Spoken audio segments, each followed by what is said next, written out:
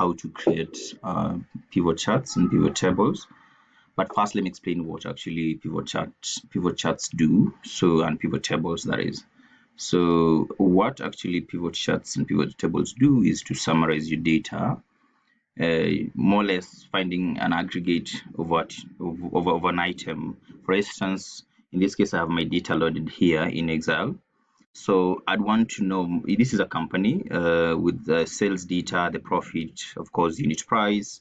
I mean, and of course, there are customers, there's a customer segment, and all the orders in the company, how the sales happened, the quantities, and of course, the amount collected from that. So, for instance, in a company setup, you'd want to know what's the actual profit in a certain customer segment, profit in a certain product category. By that, that's where now pivot tables come in. So today, this is what we're going to do. So we start off by first identifying, ensuring that we don't have any missing variables in our missing observations in our columns and rows. And by that, you can actually go manually and check around where there's any missing data. And by that, you can actually scroll down. So here we have some missing data. There are some about seven rows that actually don't have data. So those ones you can actually clear them. What you do is you place your cursor here, then in this row, and then you hold Shift Control, then page down. So that highlights everything. Then what you do, then press Control and then hyphen. Control hyphen deletes the missing variables. So that's it. So next, now that we know our data is fully cleaned, so the next thing is come, place your cursor in cell A1, then again press hold Shift and Control together, then press the end button on your laptop.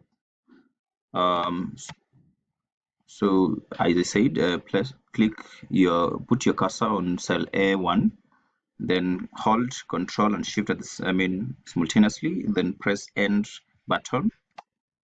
That's it, and then that highlights all the titles for the columns. Then again, holding Shift and Control, press page down. So that highlights all the data, specifically all the data out, what actually you need for the analysis. So this, and then you go to Insert. You click on the tab Insert. Then next it gives you an option of a pivot table. So you click here from where this table that we have actually highlighted. So from this range actually. So then it gives you an option.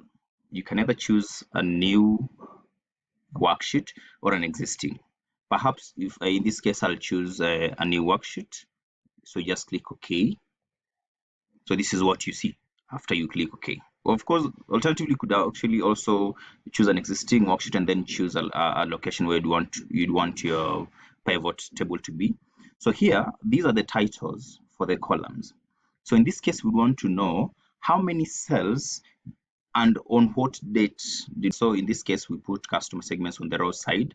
We want to know on all these customer segments. Oh, sorry, I did put customer name. So let me put customer segment.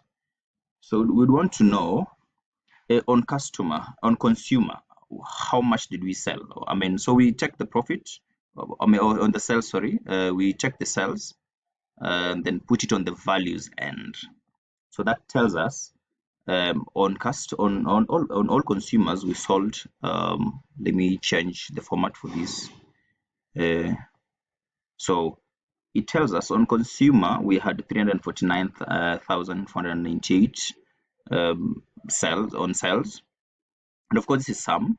You can also count the number, like sum, by changing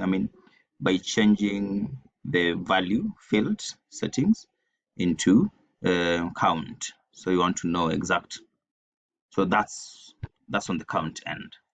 So still, if you want to, now this is on the count. So how much did we sell to consumers, to corporate, to home office, and to small business?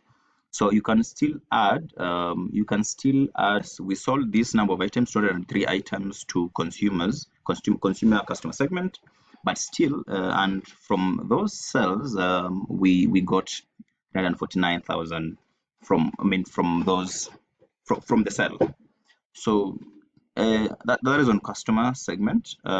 Still, if you wanted to see the profit per customer segment, so you come drag the profit into here. So let me reorder them so that at least we can. So let me reorder them. Okay, anyway, let me just leave them the way they are. For now, I'm trying to, yeah, that way. So I'll take some of profit and take it to the last. Yeah, still in the middle. Yeah. So this is the profit we made for each customer segment. What else? The unit price per customer. No, but you don't need that. Maybe now we want to see in every customer segment. Let's see per profit per product category.